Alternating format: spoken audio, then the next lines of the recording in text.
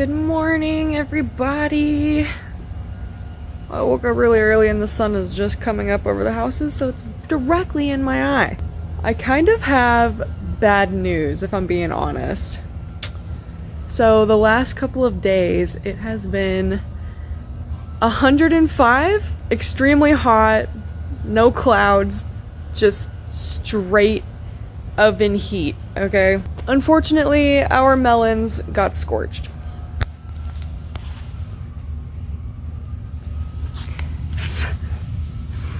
They're looking a little better today. I flipped them because I was like, holy crap. But when I squeezed the melon, you can probably tell right here, it's like squishy now. But this whole spot was black, literally just yesterday, 2 days ago. Same thing happened with this little guy too, but I turned them. Usually I turn them every like 3 days. It looks like, oh my gosh, this is dying. Were we supposed to harvest them? I'm so confused now. I don't know anything about melons. This is our literal first time. Well, I think I have to cut that. It's all dead. This whole thing is dead. Oh no. Okay. Got some scissors. Wow, that sun is so bright.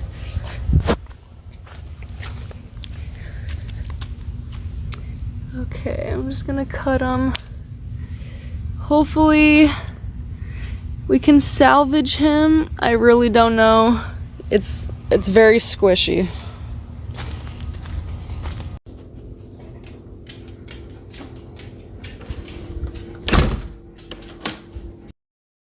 I know you guys are just as curious as I am to see what's inside this failed melon, or maybe it's a half failed melon. I'm not really sure. This is my first time growing a melon of any kind, and as you can see, it has a massive sunspot, but the rest of it seems to be okay. All right, let's get to it.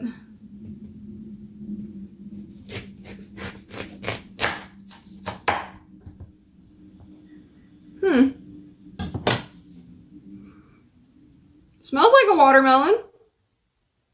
I'm not sure if I ever mentioned this in the vlog or not, but these are actually Asian melons. They're not normal watermelons, so I'm not really sure how they're supposed to look on the inside. But yeah, that's what it looks like. Am I brave enough to try some? Let's see. Get it from the good side.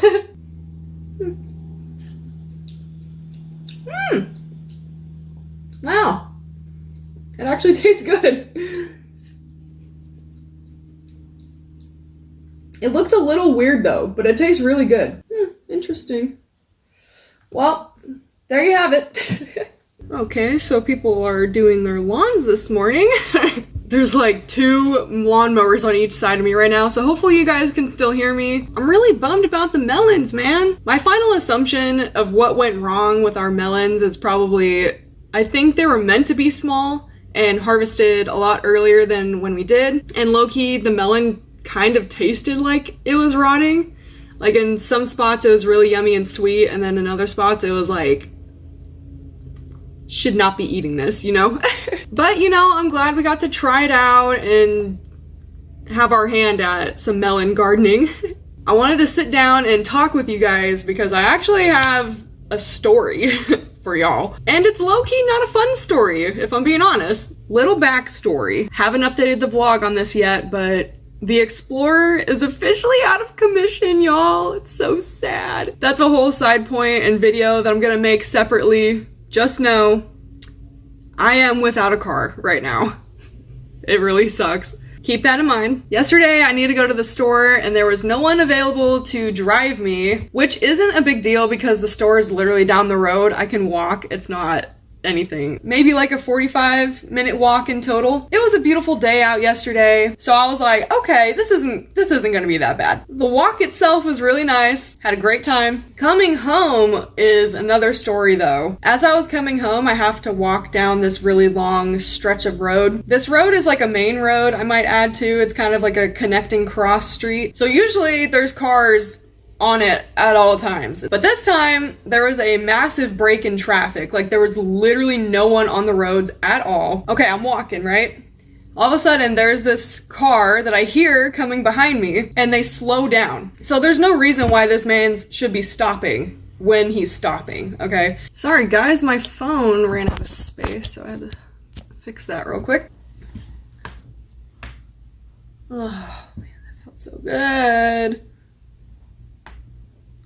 Like I was saying, this man's is not supposed to be stopping for another maybe 30 seconds. And while he's stopping, he pulls up closer to me on the sidewalk, unreasonably close to me. And he rolls down his window. And I'm not trying to give this man the time of day, okay? So I keep walking, and I start walking a little bit faster so I can cross the street. And he was gonna make a right-hand turn. So in the beginning, that's what I assumed was happening when he was pulling up super close to me on the sidewalk. I was like, oh, he's just gonna be turning right. Everyone does that, right? Wrong. Right as I'm about to cross the crosswalk, another 2 cars come, and there's now a 3-way intersection. The 2 other cars wave me to, let me know that I can walk, and I say thank you. Run across the way, and this dude literally from the right-hand turn lane then turns left and follows me down the street. He speeds off, thinking that he's gonna be sneaky and that I'm not gonna notice him or I'm paying attention. Literally speeds up, gets out of view of me because I haven't fully crossed the crosswalk yet, and there's like a little bit of a curve into my neighborhood. So he sped down.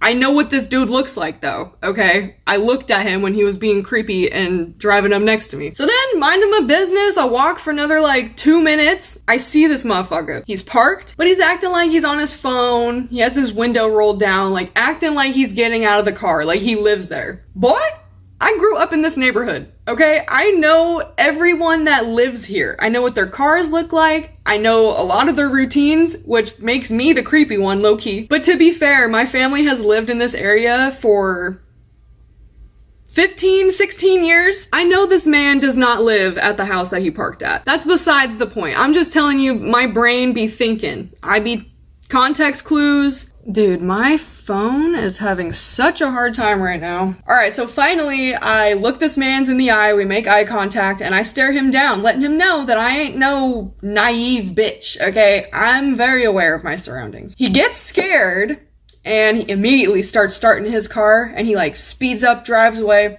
turns down the street that I have to go down, and he stops again. There's a bush that's blocking my view, so I can't fully see him, but I can see his back right taillight. And then there's like some trash cans and stuff and another car that's parked hiding him from view. At this point, I get my phone out and I call my brother because he was in the shower when I left. So I was praying that he was gonna pick up, which he does, thank God. And I let him know that this dude is following me. Like now I know for sure that he's following me. He sees me in his rear view mirror and I'm on my phone now. So maybe this is why he like dipped, because he was parked on the sidewalk that I was walking on. He sees me, I'm on my phone. He immediately starts his car again, drives down the street just a little bit. There's a utility truck or something down that way, and he tries to hide behind the utility truck. It had a massive trailer full of debris, yard stuff, trash. It was pretty piled high. Literally hid behind that guy, but he was parked so that he could still like see me. So then as soon as I see where he's parked, it's kind of hard to maneuver yourself out of that area where he was, so I took the opportunity to run home. I'm making sure that he's not following me. I'm looking, literally, my head is on a swivel as I am running home. I get home, I'm safe, everything is okay. My brother starts standing watch, making sure, I told him what kind of car the dude was in, and he was making sure, standing watch, that he wasn't coming and trying to find our house. But yeah, guys, I can't even believe that even freaking happened yesterday. Unfortunately, this is now a PSA video. No matter what, always be aware of your surroundings. I was literally walking in midday. The sun was out. Didn't matter. This dude still was trying to do something. Whether he was trying to kidnap me, follow me home, whatever it may be, don't care, don't want to know. It's just sad that like this happens for women. I know I never feel safe walking out by myself ever, regardless of day or night. This is also not the first time that I've had a run-in with a human trafficker. To my fellow women out there, to my fellow feminines, my girlies, be so aware. Trust your intuition no matter what. It is always right. Always. When you can cultivate that whisper and that gut feeling, it will save your life, and you'll start to notice the little things that happen before all that spooky shit starts going on. It doesn't matter where you're at, doesn't matter what you're wearing, it doesn't matter who you're with, doesn't matter what you're doing. There's always gonna be a creepy dude doing that shit. And it's genuinely so sad. Any man that's watching my video right now who gets mad when girls say, oh, all men this, all men that, we get that it's not all men, but it's literally 95% of you who are creepy and they do this stuff to women, girls, feminines, doesn't matter. They'll still try something. And it's disgusting. And it's scary. I was literally minding my own business, walking home from the store. I was in daylight. There was people quite literally everywhere. This dude still took time out of his day to do that and be creepy. So yeah, this video has turned into a PSA. Be aware at all times. But yeah, so that was my day yesterday. It's crazy that that shit happens to women literally everywhere. It's so fucking sad.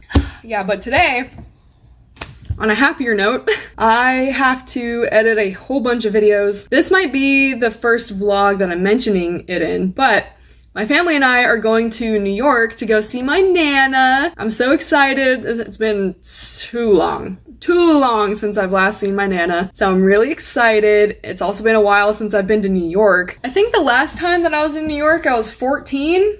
We went for a wedding way long ago. But yeah, that was the last time we've been in New York, I'm pretty sure.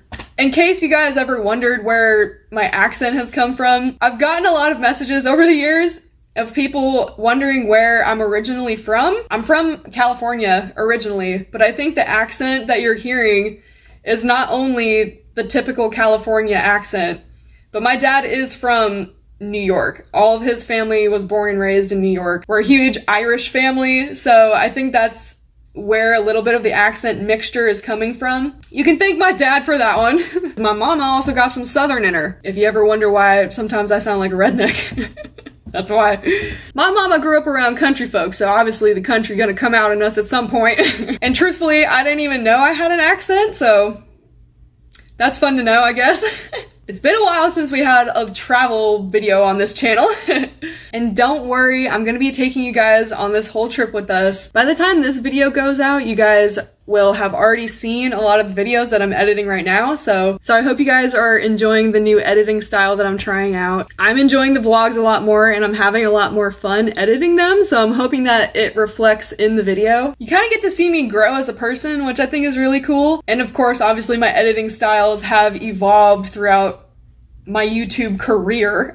I'll have to double check, but I'm pretty sure that I have been on YouTube for 5 or 6 years now, which is a lot of time to see a person expand and grow and come into the person that they're meant to be. So I want to say thank you to everyone who's watched, supported my channel.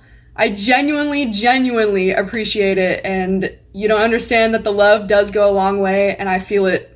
I feel it, y'all. I feel it. We've developed a sweet little friendship over the years, and I really appreciate your guys' comments and messages. They make my day, and honestly, I love interacting with you guys. It brings some humanity to the analytics, you know? Thank you guys so much for joining me on this journey, like I said. I really appreciate it. But yeah, guys, thank you so much for watching this video, and I will see you in my next one. Bye!